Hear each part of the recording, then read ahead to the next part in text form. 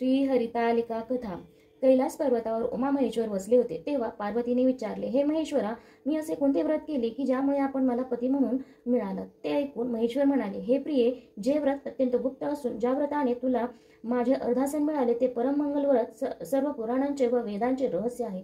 सर्व व्रतात श्रेष्ठ आहे. भाद्रपद शुद्ध तृतीयेच्या दिवशी हे व्रत केले असता सर्व मनोरथे पूर्ण होतात. तू हे व्रत पूर्वी हिमालयावर केले आहेस. पार्वती म्हणाली, हे महेश्वरा, सर्व व्रतांमध्ये श्रेष्ठ व्रत मी कसे केले ते मला आपणाकडून ऐकायचे आहे. यावर शिवशंकर म्हणाले, या पृथ्वीवर हिमाचल या सुंदर आनंददायक पर्वतावर तू मोठे उत्कृष्ट तप केलेस. तुझे ते उग्र व्रत पाहून तुझे वडील हिमवान चिंताग्रस्त बनले. ते अत्यंत दुःखी झाले. आपली ही लाडकी लेक कोणाला देऊ अशी काळजी करू लागली. तेव्हा नारद मुनी आकाशमार्गाने तिथे आले. हिमवानाने मोठ्या आनंदाने नारद मुनींचा आदर सत्कार केला. हे मुनिश्रेष्ठ, माझे भाग्य उदयाला आले असावे म्हणून आपले येथे येणे झाले असावे असे मला वाटते. आपण कोणता हेतू मनात धरून आलात ते सांगा. हिमवानाने विचारले, हे गिरिराजा, भगवान श्री विष्णूने मला आपणाकडून पाठवले आहे. स्त्रियात रत्नभूत अशी तुझी कन्या योग्य पुरुषाला देणे आवश्यक आहे. वासुदेवासारखा दुसरा वर कोणी नाही, म्हणून तू आपली कन्या वासुदेवाला द्यावीस असे मला वाटते. हिमवान नारदाचे ते बोलणे ऐकून म्हणाले, वासुदेव स्वतः माझी कन्या मागतो आणि आपणही तसे करावे म्हणता तर मला तसे करायलाच हवे. नंतर नारद मुनी श्री विष्णूकडे गेले. म्हणाले, भगवान, मी तुझा विवाह निश्चित करून आलो. हिमवानाने मोठ्या आनंदाने तुला सांगितले की तुला श्री विष्णूला देण्याचे मी निश्चित केले आहे. तेव्हा तू अत्यंत दुःखी बनलीस. तशीच आपल्या सखीच्या घरी गेलीस. तुला पाहून सखीने विचारले, तू अशी कष्टी का? काय झाले? यावर तू म्हणालीस, महादेवाला पती करावे असा माझा निश्चय आहे, पण माझ्या पित्याने दुसरेच ठरविले आहे. आता मी काय करू? यावर तुझी सखी म्हणाली, तुझ्या पित्याला माहीत नसलेल्या अशा प्रदेशात आपण जाऊ. याप्रमाणे दोघींनी विचार केला. त्या सखीने तुला मोठ्या अरण्यात नेले. इकडे तुझा पिता तुझा सर्वत्र शोध करू लागले. तो मनात म्हणू लागला, माझी मुलगी विष्णूला देण्याचे मी नारद मुनीजवळ कबूल केले होते. आता त्यांना मी काय सांगू? तो तुला शोधण्याकरता एका अरण्यातून दुसऱ्या अरण्यात फिरू लागला.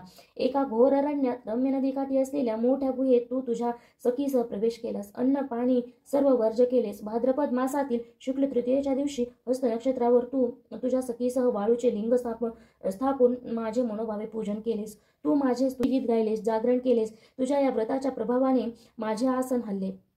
तू जिथे तुझ्या सखीचा व्रत करीत बसली होतीस तिथे मी आलो आणि म्हणालो, हे देवी, मी तुझ्यावर प्रसन्न झालो आहे. तुला हवा असलेला कोणताही वर तू माझ्याकडे माग. तेव्हा तू म्हणालीस की, हे देवा महेश्वरा, तू जर माझ्यावर प्रसन्न झाला आहेस तर तूच माझा पती हो. तुझे हे उद्गार ऐकून हे फार चांगले आहे असे म्हणून मी कैलास पर्वतावर आलो.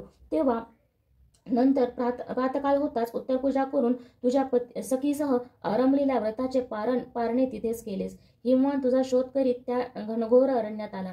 त्याने तुला सखीसह पाहिले. तो तुमच्याजवळ आला व म्हणाला, या अरण्यात तू का येऊन राहिलीस? आधी घरी चल. हिमवानाचा हा प्रश्न ऐकून तू म्हणालीस, पिताश्री, तुम्ही माझा विवाह शंकराशी कराल असे मला वाटले होते, परंतु तुम्ही पूर्वी केलेला विचार बदललास म्हणून मी या वनात आले.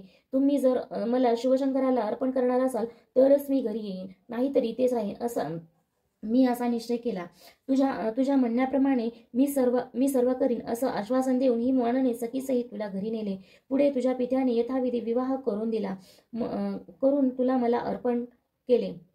देवी, तू जे व्रत आचरलेस त्याच्या प्रभावाने तुला सौभाग्य मिळाले.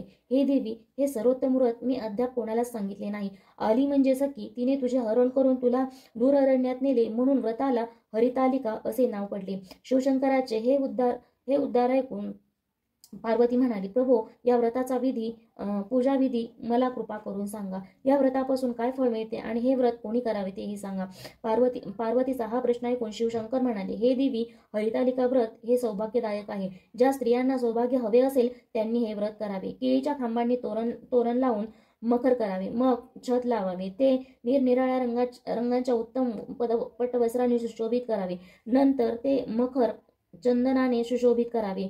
त्या पूजेच्या ठिकाणी मंगल वाद्यांचा गजर करावा. गजर करावा आणि सखीसहित तुझी मूर्ती व माझे वाळूचे शिवलिंग करून गंध पुष्पे धूप दीप फळे इत्यादी उपचारांनी माझे पूजन करावे. नैवेद्य अर्पण करावा. रात्री जागरण करावे. पूजनाच्या वेळी पूजिकेचे मंत्र म्हणावेत. ते मंत्र असे: ओम नमः शिवाय शांताय पंचवक्राय शूलिने नंदभृगी महाकाल गणयुक्ताय शंभवे. ओम शिवाय हरकांताय प्रकृते सृष्टिहेतवे शिवाय सर्वमांगल्ये शिवरूपे जगन्मये शिवे कल्याणदे नित्यं शिवरूपे नमस्तु ते भवरूपे नमस्तुभ्यं शिवाय सतत नमः. नमस्ते रुद्र रूपिणे जगद्धात्रे नमो नमः. संसार भय संताप त्राहि मां श्रीहवाहिनी येन कामेन देवी त्व पूजितासि महेश्वरी. राज्य सौभाग्य संपत्ती देहि मामाह पार्वती. देवी पार्वती, या मंत्रांनी तुझ्या सखीसहित तुझी आणि माझी पूजा करावी. नंतर हरतालिका कथा पठण करावी. हे व्रत यथाविधी केले असता सर्व पापांपासून मुक्त होऊन सप्त जन्मांपर्यंत राज्य मिळून सौभाग्याची वृद्धी होते. दुसऱ्या दिवशी ब्राह्मणास वायनदान करावे.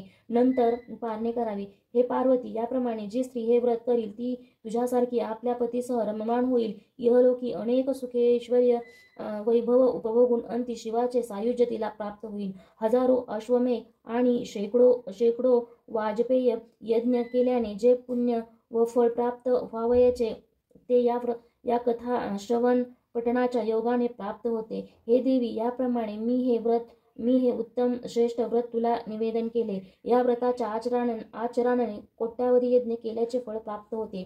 इति भविष्योत्तरण पुराणे हरगौरी संवादे हरितालिका व्रतकथा समाप्तम्.